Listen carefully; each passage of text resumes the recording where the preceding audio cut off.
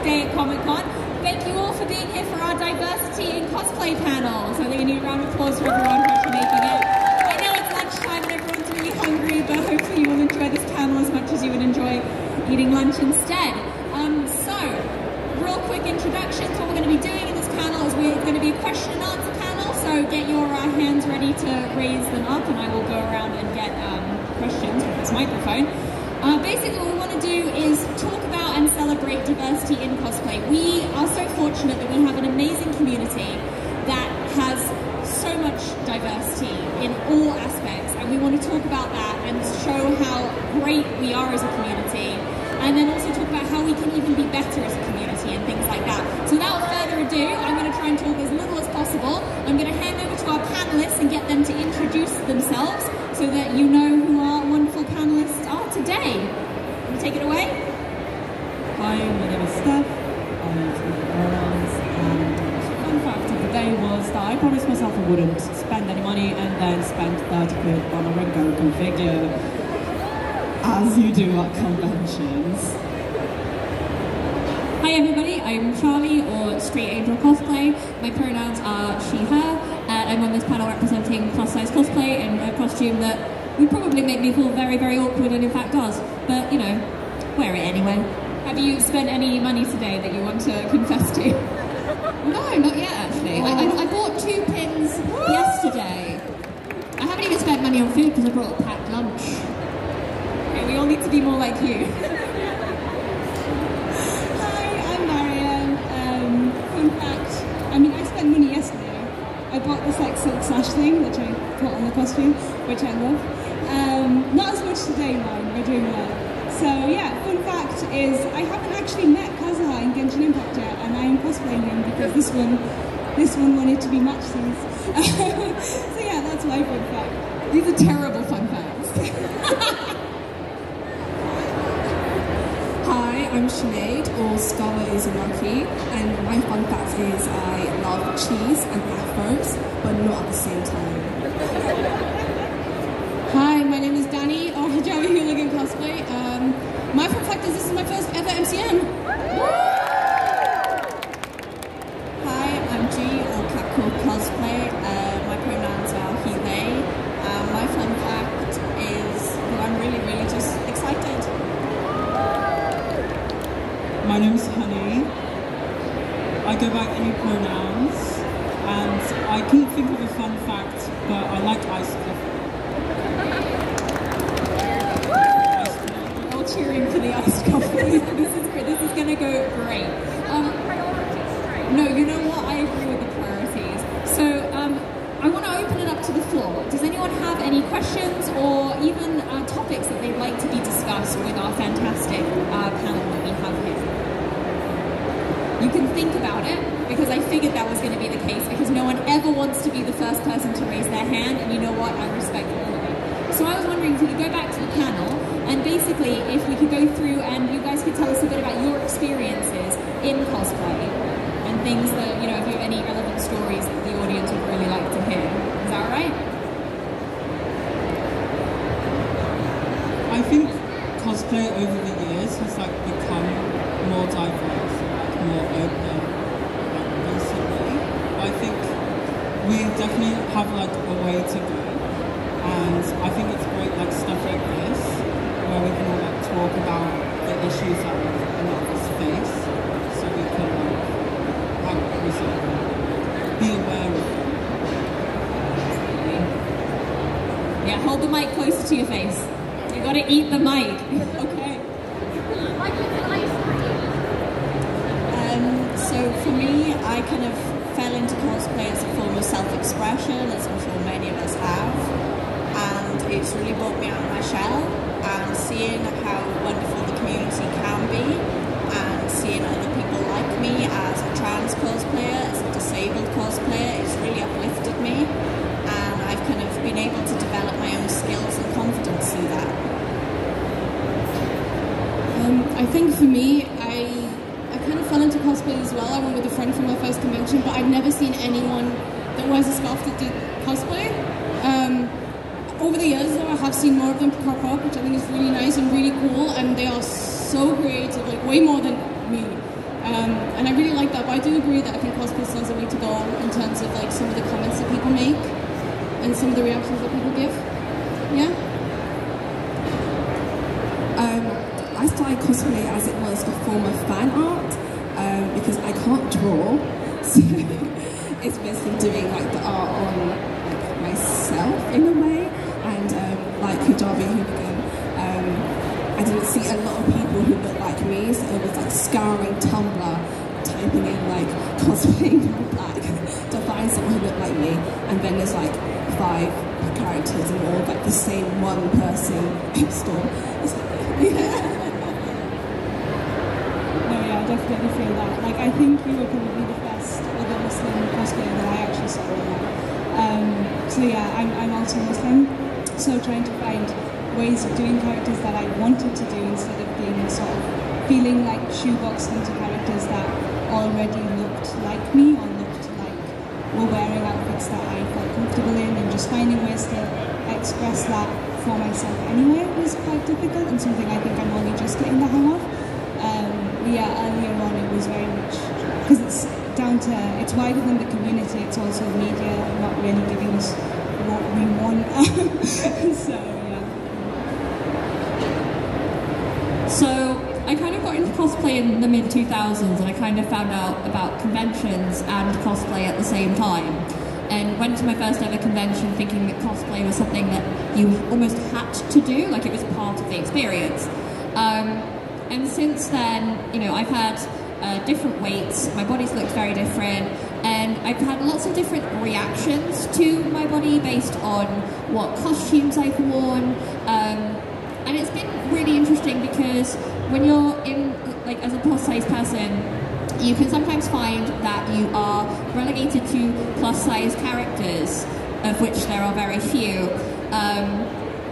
Characters where people will go, well, it's kind of okay that you do that because, like, Usagi from Sailor Moon eats a lot and she's supposed to be, like, chubby, right? So it's okay.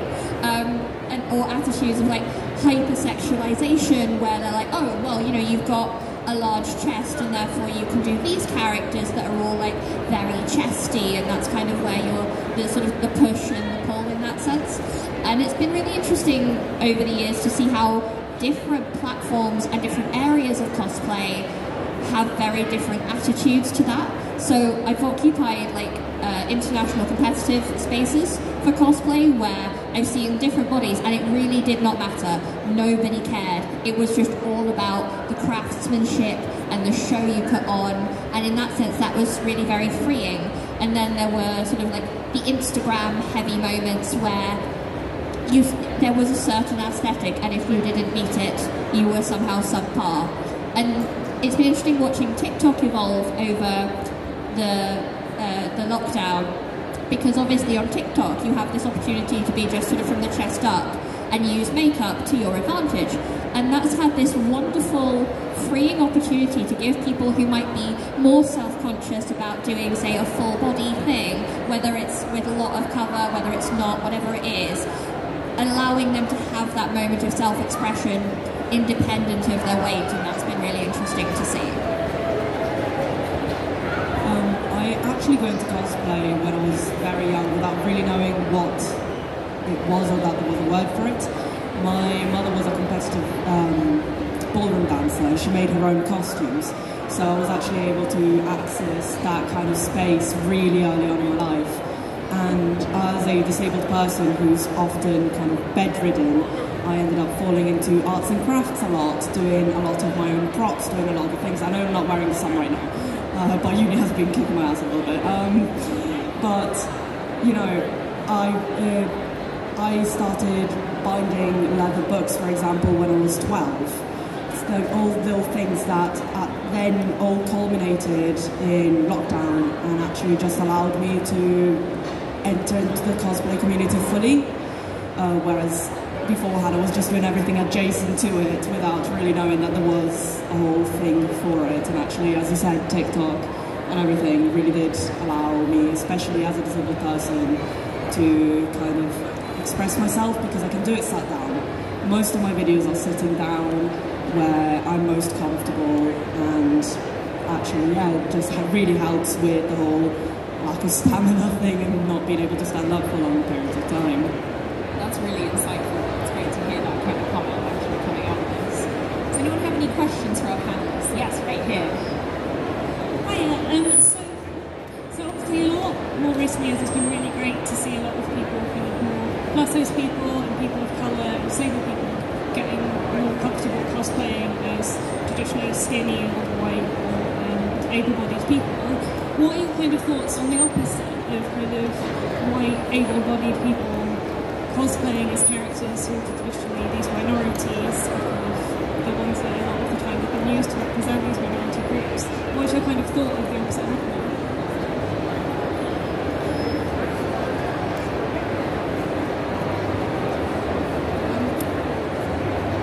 So with cosplaying characters that like you're not the race of, I think when you cosplay a character, it's more of like the love for that character, and you're putting it together so it's like you like the character or like the series. So I think, like me personally, I think there's lots of other POC have like different opinions on it. But I think as long as you're not changing your skin colour in any way or doing anything like offensive to that would like offend someone, I think it's still like okay. Give me the mic. Yeah, no, more or less what you've said there, but I think also education is important and making sure you know what is offensive, because I think a lot of cosplayers don't realise how bad like race-basing things is and how offensive it can be, and they just say, well, no, I'm just trying to look like a character, it doesn't count, and it's like, just count.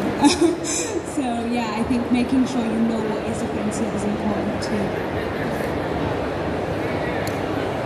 So I think that one thing that a lot of people find about cosplayers who are in a minority or who are different is that we're quite closed-minded. They think that we are superior in a way because we're disabled or we're of colour or we're religious and we do a cosplay. I think if anything it's the other way around. Like if you love this character or love this whatever it comes from, you have the right to do that cosplay, and the same goes for, you know, able-bodied kind of cis white people. You know, the same rights that we have, anyone has. Yeah, I think. But yeah, I think a lot of times, like I got told this morning, someone looked at me and they were like, "There's a Captain America over there," and I was like, "Right." And they go, "Do you think they look better than you?" Yeah, and I was like, not at all. Not at all. I think it's amazing, and I think that like I would love to get a picture with them at some point. But yeah, a lot of people do expect that from us, or at least from me, and it's not the case at all.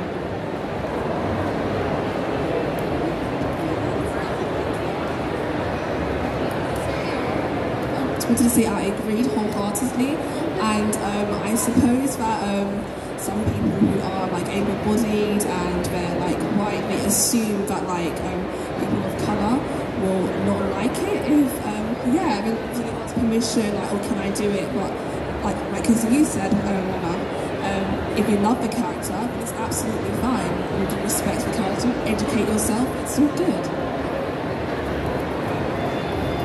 I think one that gets brought up quite a lot as well is the use of mobility aids in costumes. It's a very nuanced thing. That's the kind of issue. You can, for example, this cane I got from Amazon for £7. You can get some of the stuff for cheaper. I don't think that some of the, like sometimes you're just going to have certain things that you can use as props.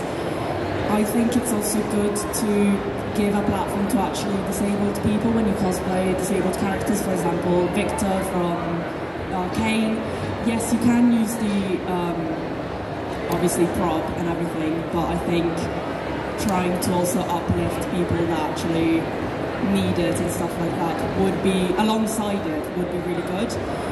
One other thing, which isn't to do with race, but rather with like nationality and stuff, more to do with headcanons, which is I think something that we can improve on, is, well, in the My Hero fandom, there's a fairly popular headcanon that Sarah is half Hispanic, and I personally really love that. I'm part Colombian. My mother is, my grandmother's Colombian, my mom's half Colombian, you know, I have that whole kind of culture that was, that I grew up around, and I really am proud of that. But having the whole substance abuse, let's say, headcanon go along with the characterization of a Hispanic character, not exactly the best kind of idea. I would say there's already a lot of negative associations. For example, me as Colombian with cocaine. They say that a lot of people say that sorry, Hispanic specifically say Mexican, and the whole thing with leaves, to put it in a slightly more PG way. Just again, a thing of making sure that you are educated and actually kind of know what's disrespectful. It's fine to joke about it, but if you constantly push at it, it just keeps on reinstating an existing stereotype in what at the end of the day are some lines on a piece of paper, which just ends up affecting real people. That's brilliant, that's a really great answer, thank you guys. We have other hands up? Yes, right here. How do you feel your accessibility needs are accounted for? Do you mean at like a convention? Yeah, so they asked, how do you feel your accessibility needs are accounted for at a convention?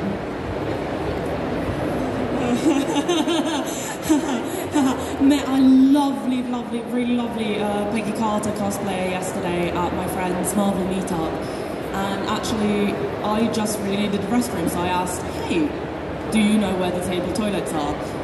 There aren't. Right now at Excel. They are all locked because of people that in the past have vandalized them and used them just as changing rooms and all sorts. They were all locked yesterday. I don't know if that's changed today, but as of yesterday, they were all locked. Poor lady had to go to the Novotel instead to use the bathroom because she couldn't get up from her wheelchair. And I've seen plenty of other wheelchair users here today, which my heart really goes out to, because I am, I guess, lucky enough at the moment that that's not a massive concern for me, where I can still do stairs slowly and patiently, but I can still do stairs.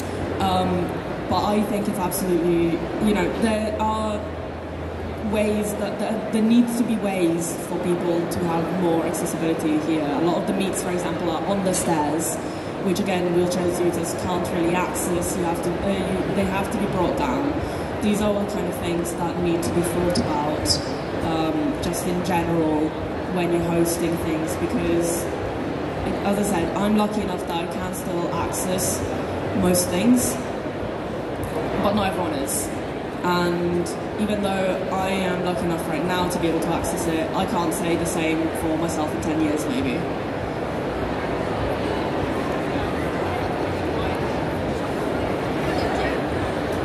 So for me, I've always been quite nervous about like bringing mobility aids, and that's kind of something I want to get over, and something that I really need to change, because more and more I'm finding that I'm having to use them or adapt what I'm doing. So I really want the will to embrace it more, and for things to be more accessible in all respects. But kind of just, again, with the stairs, with the toilets, people are constantly using disabled toilets as changing room spaces. And we've really got to break away from that and make sure that we're giving space to all people and making sure that it's all accessible. Brilliant, really good answers. Something? Just very quickly, a thing about, like, I was just looking at this stage, and we don't actually have a ramp for it, do we? There is a ramp in this building. Yeah, there is one? There is, yeah. All right, we cool. asked, we tried it out before. Thanks, Simon. Any other hands? Okay, all right, I'm gonna come over here first. Sorry, can I reach across to you to give you the... You've got to eat the mic. See, like, hate comments and that, they're never like really fun, but I've had my fair share, and some of them I still look back at and I laugh because they're just stupid.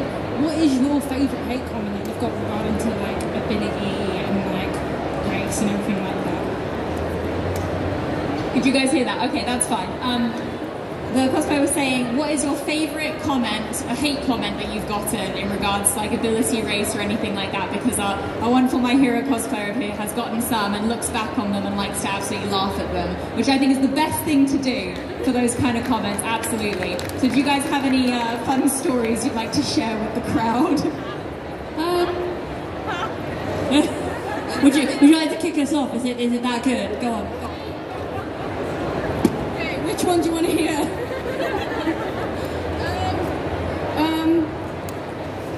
A few. Okay, I had one random guy shame me telling me I'm going to hell for doing my eyebrows. I've never pulled a hair out of my eyebrows. I'm just blessed. There's that one. There's so I'm originally from the Middle East. So you can imagine a lot of the comments I got for being, you know, Captain America from the Middle East is that one. What else? What else? Why are you wearing a scarf? Take it off. It'll look better. Why is the scarf dirty? It's a print. I didn't dirty it. I had a lot of people get offended by that, which I understand because I guess the flag is a lot more important in America than I think the British flag is to us, but I had a lot of hate for it as if I'd actually dirtied it myself. Never. Yeah, the list goes on, but it was all kind of in the range of like, why is a Muslim woman cosplaying, number one, a guy, number two, a Marvel character that's so beloved, number three, an American character, you are Middle Eastern, you should hate them, or you do hate them, it's all for price, blah, blah, blah, blah. Yeah. Anyone else got any? One of my favourite comments I've ever got, I was in an Evangelion cosplay and someone went, wow, you're black, gay and British. And I just love that one so much. It's the triple whammy.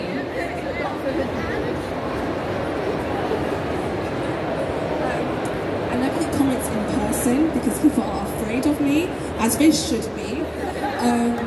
I get it on TikTok, but people hide behind the screen and they're always like, you're blackwashing the character. And it's like, huh? I'm just black. Like, can't help it.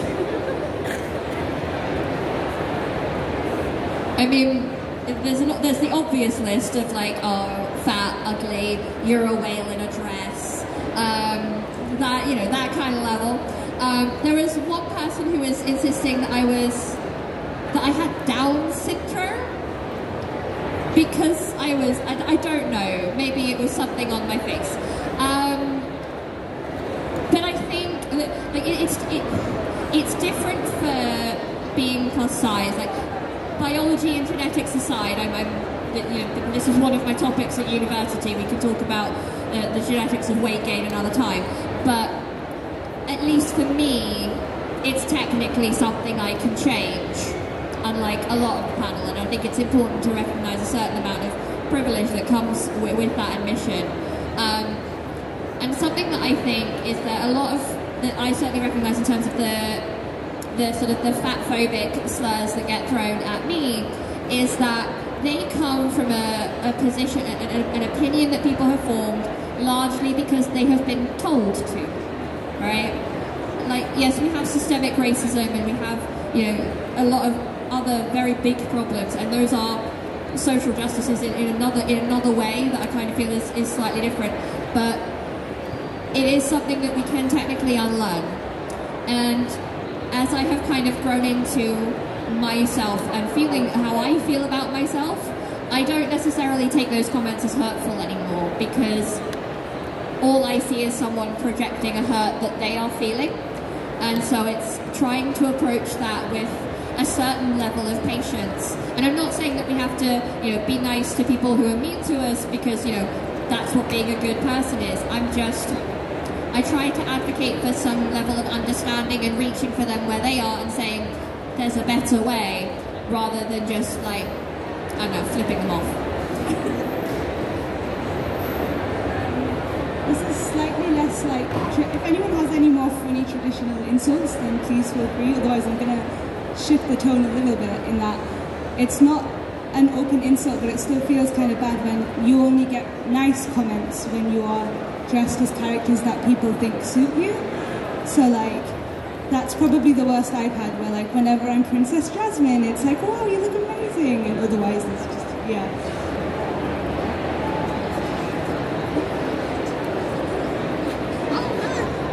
No, I feel that on a spiritual level, because whenever I'm Tiana, like yesterday, everyone's like, oh, amazing! I mean, I'm not that, it's like... radio silent. Definitely. Anyone else in our question, or are we good? Okay, alright, brilliant. Okay, let's go to speak Genshin biased. Okay, so I know you were talking about how like you should reach out and be nice to people, even if they're being like a bit hateful towards you. But so like safety online is a big thing for me because I'm disabled and I have like, you know, there's a link between the trauma that comes from being disabled and getting some mental health issues. What is your opinion on just like blocking people who just post hate comments? Because I've gotten flack from that before where someone's posted a mean comment on a video of mine and I've just blocked them because I didn't want to deal with it. And I couldn't at the time, but I have gotten hate for that before. Like, do you think that's too rash? Do you think I should have like, you know, done something different? I have a sneaky suspicion that we're all going to say exactly the same thing. So I'm going to start off with just block them. Who cares? They don't deserve your time and energy. Like, who cares?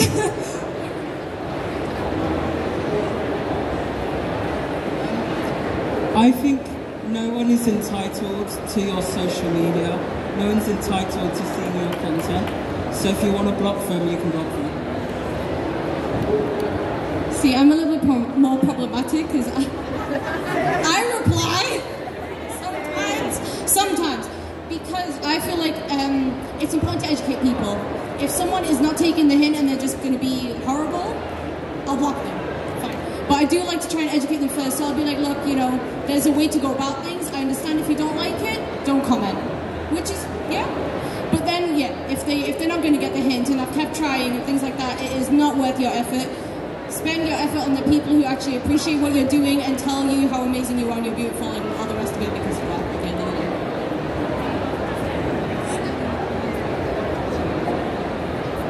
In a very similar manner, I'm a lot more blunt. I tend to go in, say, hey, by the way, you're wrong, here's some information. And if you keep insisting, here's just a reminder that there are over 7 billion people in this world. You are not going to like every one of them. Not every one of them is going to like you. There are maybe going to be 150 people that like you, and that's good enough. That is good enough, as long as you are confident with yourself, as long as you are okay with yourself, and okay with who you are as a person, and your content, and your cosplay. You're not doing it for everyone else at the end of the day. It's not necessarily, like, unless it's your job, then obviously you have to, like, be a bit more, you have to curate it a little bit more. If you're doing it as a hobby, it is for yourself, it's for your own enjoyment. If there are people that don't like it, they don't like it, block them. It's not a rash decision. For your own, you have to be selfish sometimes. For your own benefit, block them. They are not entitled to it, like, you know, like you guys said, they're not entitled.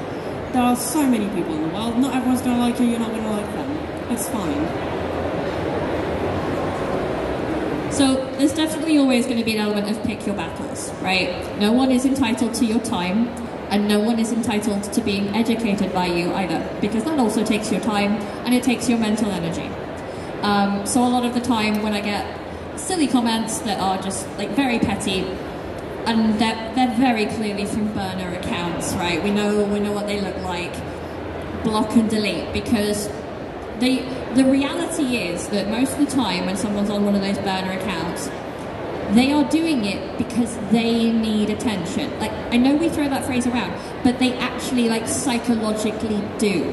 So what they want is you to comment back. They want all those likes on their problematic post, because they are seeking that same serotonin boost that we all get when someone comments on something, but the only way they found to do it is by spreading being problematic. The only other thing I'd add to that is, so there's a movie called Thank You for Smoking, in which a man explains to his son about how to argue with someone. And the example that he gives is, say, my son, that you like chocolate ice cream and that I like strawberry. and that I'm saying that, you know, and he says, how would you defend chocolate ice cream? And the child says, oh, well, chocolate ice cream's the best thing in the world. And the dad then says, but I believe we should have choice in our ice cream, and that is the definition of liberty. And so the son then responds, yes, but you didn't prove me wrong. And the guy, and the father says, I didn't have to, but I have convinced everyone that was watching that I am right because I have provided this better argument. And so sometimes when I will pick a point to defend, I'm not interested in the person that I am actually talking to. I am interested in making sure that my stance on this is very clear, in the hopes that perhaps that will inspire somebody else who doesn't comment but scrolls through things and hopes that they will find that inspiration on whatever the topic is. That's great.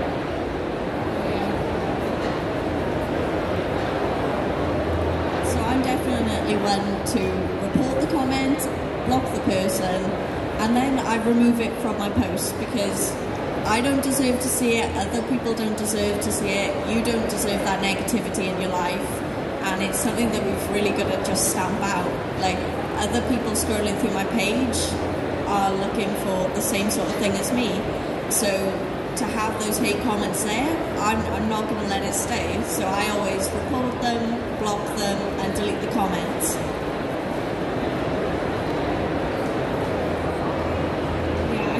I think it was already touched upon. I just wanted to reiterate the fact that it all comes down to how you want to respond. It's not about them, it's not about the person who's commented. What will make you feel better, right? Do you have the energy and the drive and you want to educate this person and you want that out there? Great. If you don't, block them.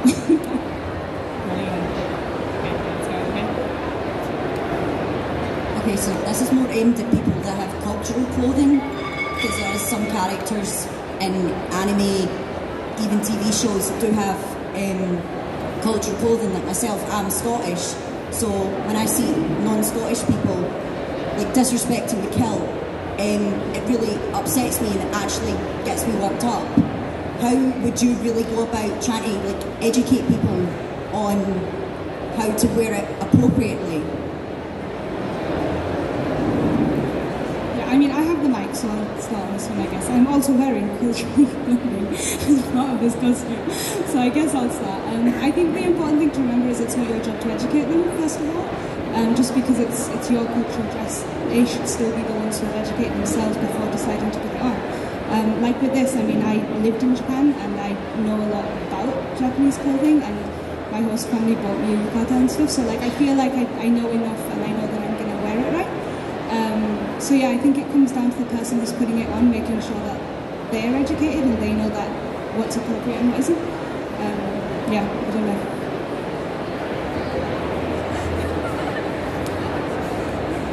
In general, I personally try not to stay too much away from what I know, but the moments that I do, things like a lot of, for example, Genshin cosplays have more traditional things integrated into it, especially Nazuman cosplays and Ryuan cosplays.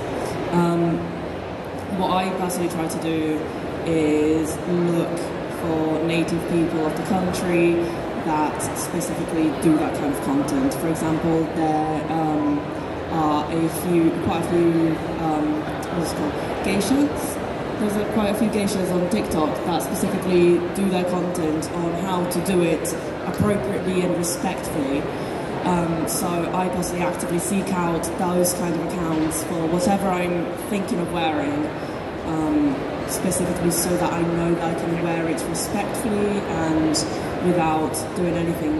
For example, I know a lot of people ask when wearing kimonos, is my makeup okay with this? Is this going to be disrespectful? Is this... And obviously you don't have to respond to it if someone asks you how to respectfully wear a kilt, but there will be some people that do, and that will be more than happy to respond to it. So I think the main thing is just broaden your circle and broaden the people that you follow, and ask natives directly or people like you that have lived there and experienced the culture enough. because that's really the only way that you can learn. You can't learn. I will never sit here and say, this is how you wear a tupac. I'm not going to sit there. I am not the one to ask. But I could, for example, send you to someone that I follow that might be able to respond better. So I think it's a weird one, because obviously sometimes it can bother you, especially if you see something that is very traditional to your country and to where you're from, and you see someone disrespecting it. I understand why it can bother you. I guess it really does depend on, like, as they said, like, the person's intentions behind it. Unfortunately, there will be people who are doing it on purpose, but for the majority, it's not on purpose. They probably just have never been told.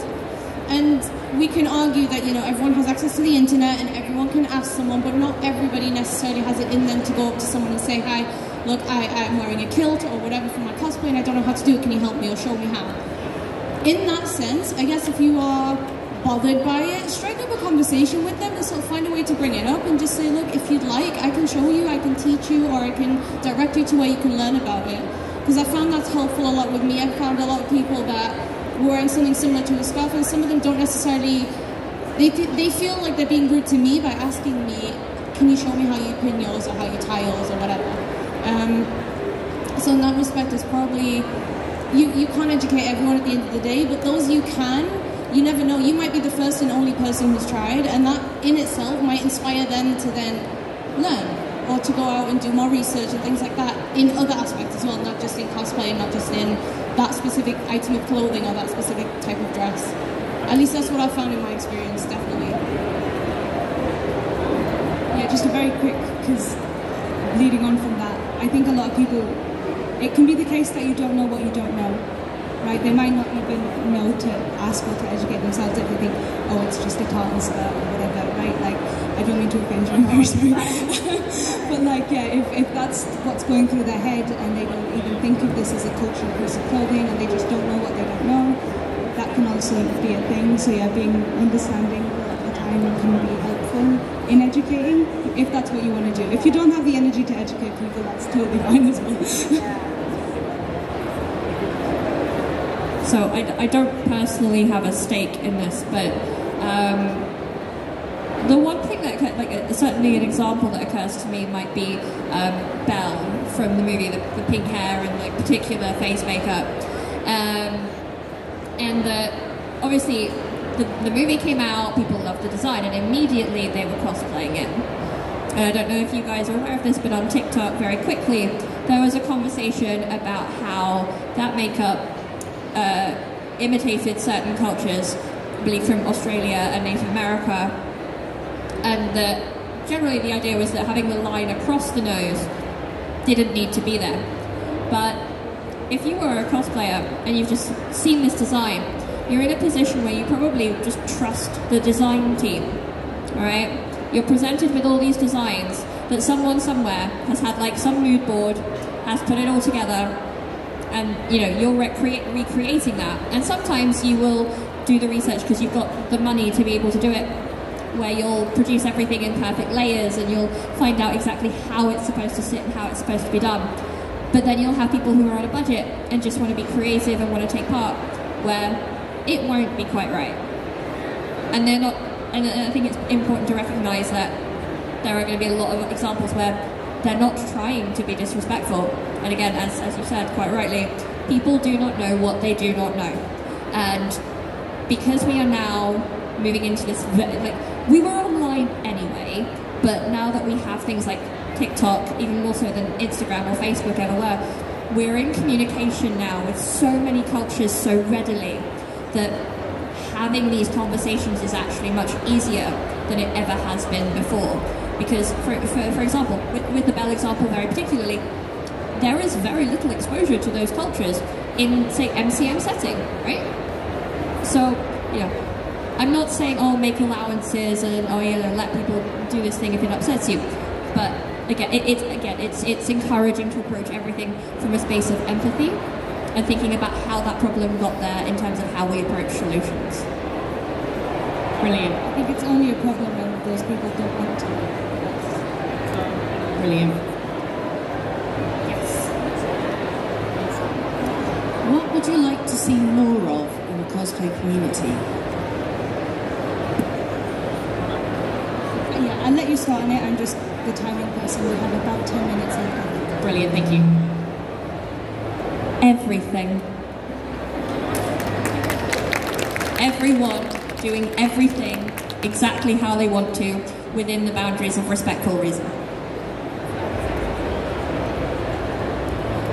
Personally, I'd really like to see kind of better, more accessible mobility aids. The plain black one I got because it kind of fits with everything, but I would love to have something that's a bit more customizable, that doesn't cost me an arm and a leg, because I only have one working one.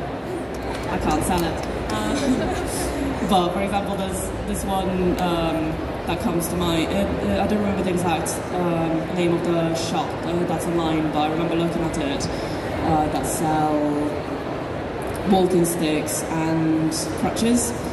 Super customizable and everything, but it is £70 for a singular crutch.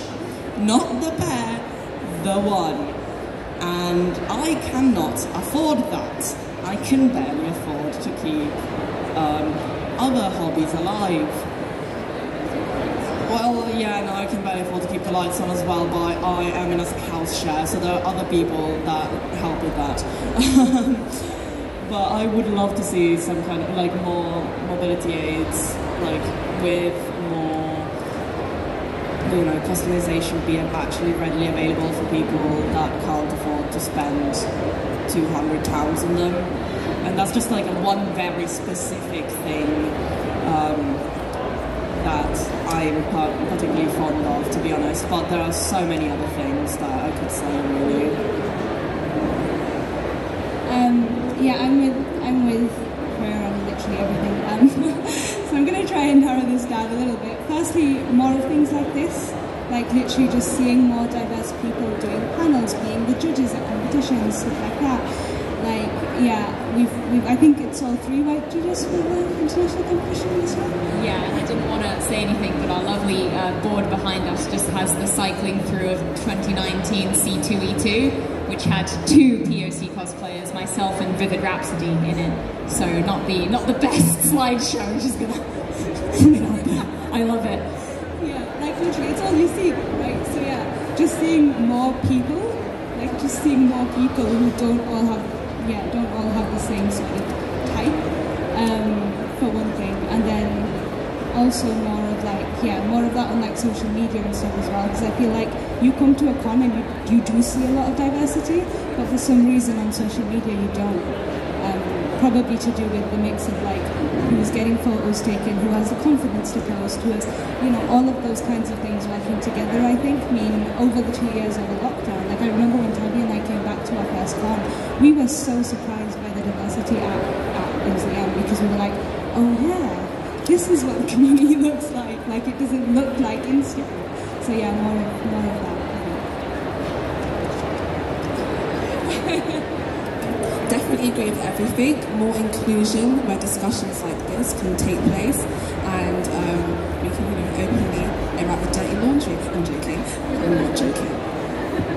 I think I kind of want to flip that narrative a tiny bit and say what we'd like to see less of, and I think mostly is we'd like to see less disrespect and less hatred in the community. And I think that's something that everyone needs to take away, if not from this and just in general, is don't hate on people. Just let people have fun and let them do what they want to do, as long as they're not disrespecting anyone, right? And if they are, educate them by all means, as we said. If not, block them, walk away. You can't change everyone, but you can definitely change how much hatred is currently circulating in the world right now, especially with the sort of times we're living in.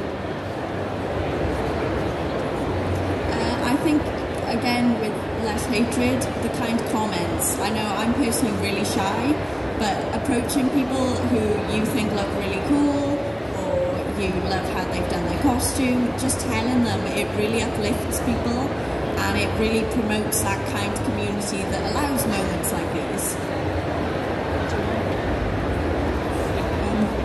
I think one thing is like thinking about how you can like include more people like in your sort of community in cosplay, and think of ways to make everyone feel like included and welcomed. definitely. How much time do we have? Plenty of time. Brilliant. Okay, because I know we had another question here, so I'm going to jump over to that. Yeah, some questions regarding, obviously, a few of yourselves are cosplaying as other genders. I just wondered what your guys' opinion of whether the cosplay community is more open to either transgender people or dressing openly, because it's something that not a lot of cosplayers do, even if they're just casual, they will cosplay as a different identity themselves. Did you guys hear that one? Okay, basically, can you guys comment on how the cosplay community treats transgender cosplayers, and also the ease of cosplaying a gender which is different to yourself, or so on and so forth? I think yeah, just pass it around. We've got time for everyone. So I think people sometimes have a real issue with it, and other times it really uplifts people. So as a trans man, I have cosplayed more femme-presenting characters, and for me that has become something that I no longer feel comfortable doing, because people take a real issue continuing using he/him pronouns, or being happy that I am a man. It's suddenly an issue for them. So I think more understanding of gender diversity and gender non-conformity is needed for people to be able to cosplay regardless of gender and regardless of how they present, and I think that's something that we really need to work towards for everyone.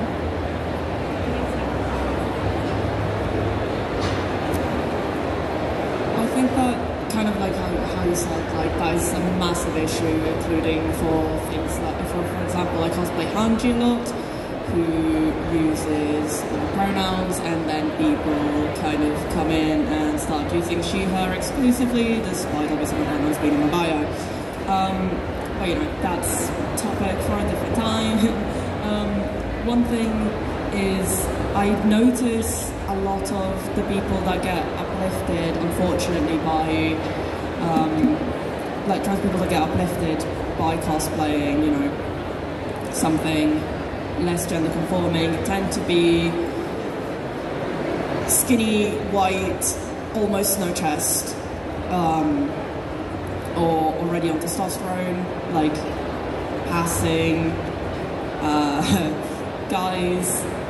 Usually is trans guys. I've seen a lot of women, trans women unfortunately get absolutely like wrecked on, which is just something that we need to improve on, really. As you said, like we need a lot more acceptance of gender non-conformity in the first place, and then also of trans people in general, because at the end of the day, if either of us decided to cosplay someone, like decided to cosplay a woman, that doesn't change who we are as people. There are plenty of cis women that cosplay guys, and that's perfectly accepted, but suddenly for some reason when it comes to trans people, it's like, absolutely not.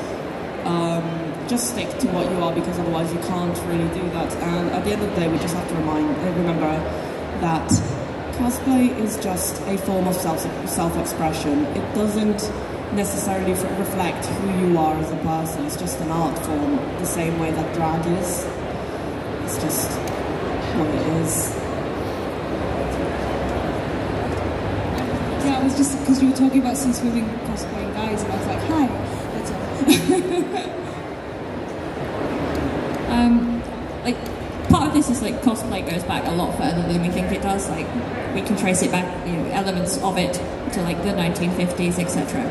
And you know, people would use masquerade balls, for as an example, as a means to experiment with being a different gender within the confines of the legalities and social climate of their time. And I think to say that are cosplayers more accepting of this? As you said, cosplay is a hobby, it's not actually like a person. And so it's important to recognise that cosplaying as a hobby and access to cosplay and interest in cosplay has grown exponentially in the last sort of 10, 20 years. And because it used to be a very niche hobby, very committed nerds, very certain type of people, and now we have a large range of levels of interest. And so we get more crossover with the more cisgender, heteronormative large portions of society. And so we see the effects of those communities and those ideas that are still taking time to percolate, as all social movements do. I for one, obviously would like it to move faster, and there's only so much that we can do about that, but it is important to recognise that these things often move at a glacial pace, much as we don't want them to. Yeah, I think as well, picking up on the fact that it's less of a niche hobby now, I think for members of the trans, obviously I'm not trans, so correct me if I'm wrong, but I think for members of the trans community it can also be very difficult to even just find like shoes that fit right, you know, because it's no longer, because it's hard to even find that not costume shoes. Never mind when you are trying to find a particular character you want to be, and finding costumes that fit if you are, for example, a trans woman wanting to cosplay one. It just is impossible, and I think that's a wider societal problem that needs to improve as well.